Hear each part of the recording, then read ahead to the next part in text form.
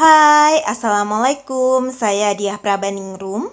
Kali ini saya ingin beropini tentang hidup yang bermakna, menjadi idealis atau menjadi pragmatis.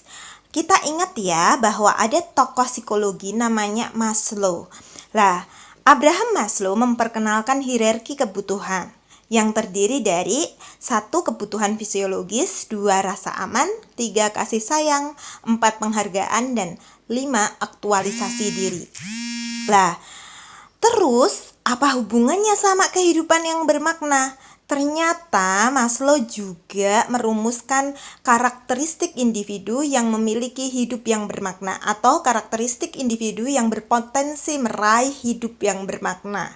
Karakteristiknya seperti apa aja? Kurang lebihnya ada 7 karakteristik yang Maslow bahas. Yang pertama, berorientasi secara realistik. Jadi, individu tersebut tidak memandang dunia hanya sebagaimana yang mereka inginkan atau mereka butuhkan, tetapi mereka melihat sebagaimana adanya. Lah, misalnya kalau ada seseorang yang harusnya tuh kayak gini, ya ampun kok nggak kayak gini sih, payah tenan kayak gitu. Lah, dia belum berpotensi untuk meraih makna hidup karena dia masih memandang dunia ini sebagaimana yang mereka inginkan atau sebagaimana yang dibutuhkan. Terus yang kedua, ciri karakteristik individu yang dapat nantinya merasakan kebermaknaan hidup atau meraih makna hidup adalah mampu menerima diri sendiri, orang lain, dan dunia kodrati. Artinya apa? Individu itu menerima kodratnya secara apa adanya. Meskipun individu itu memiliki kecacatan atau kelemahan, mereka tidak merasa malu atau merasa bersalah atas hal tersebut, sehingga mereka tidak harus mengubah atau memalsukan diri. Jadi, mereka itu menerima takdir dan nasibnya. Mereka tahu batasan yang diterimanya atau mereka tahu batasan dirinya. Terus yang ketiga, memiliki spontanitas yang tinggi, kesederhanaan, dan kewajiban individu bertingkah laku secara terbuka, tanpa berpura-pura dan memperlihatkan emosinya dengan jujur. Tetapi mereka juga bijaksana dan perhatian pada orang lain. Dalam situasi-situasi untuk mengungkapkan perasaan, mereka wajar dan jujur, dan bisa menimbang apakah itu menyakiti orang lain atau tidak. Maka, individu seperti ini adalah individu yang toleran terhadap orang lain sekaligus menerima dirinya apa adanya juga.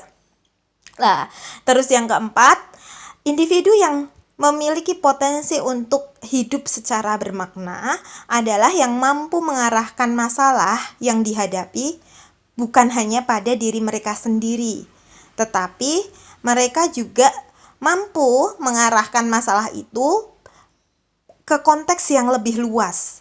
Lingkungan, atau mungkin konteks budaya, atau mungkin sosial geografis, sehingga mereka tidak berpemikiran sempit. Yang kelima, mampu mengontrol jarak antara kebutuhan privasi dan independensi. Jadi, individu tidak menjauhkan diri dari kontak sosial, tetapi dia juga tidak mau tergantung pada orang lain, atau dia tidak mau bergantung pada orang lain. Individu tersebut memiliki kemampuan untuk membentuk pikiran, mencapai keputusan, dan melaksanakan dorongan atas diri mereka sendiri. Dan yang keenam, pribadi dengan otonomi yang tinggi. Kemampuannya mengaktualisasikan diri merupakan fungsi otonomi terhadap lingkungan sosial dan fisik. Dan yang terakhir, memiliki apresiasi yang segar. Individu senantiasa menghargai pengalaman-pengalaman bagaimanapun seringnya pengalaman itu terulang dengan suatu perasaan kenikmatan yang segar. Dia kadang kagum, dia kadang terpesona, dia kadang bersyukur, dia kadang sedikit kecewa. Tetapi pengalaman-pengalaman tersebut mampu dia olah menjadi suatu hikmah dan pembelajaran. Oleh karena itu tidak menciptakan rasa bosan meskipun dalam pengalaman hidup yang terulang. Kita ingat ya, kadangkala kita itu kayak gini lagi. Nah, apa yang dilakukan oleh individu yang memiliki potensi untuk hidupnya bermakna? Dia menikmati rasa tersebut, Kemudian dia merepresentasikan atau mengambil hikmah yang ada. Jadi memang kadang kita diremedi oleh Tuhan dengan suatu masalah yang berulang-ulang. Tetapi pribadi yang nantinya berpotensi hidupnya bermakna adalah pribadi yang mampu menerima pengalaman itu dengan perasaan segar meskipun berulang-ulang. Sekian hal yang bisa saya sampaikan. Saya mohon maaf kalau ada kesalahan. Semoga itu bermanfaat dan praktikkan dalam hidup supaya Anda menjadi pribadi yang bermakna. Dadah!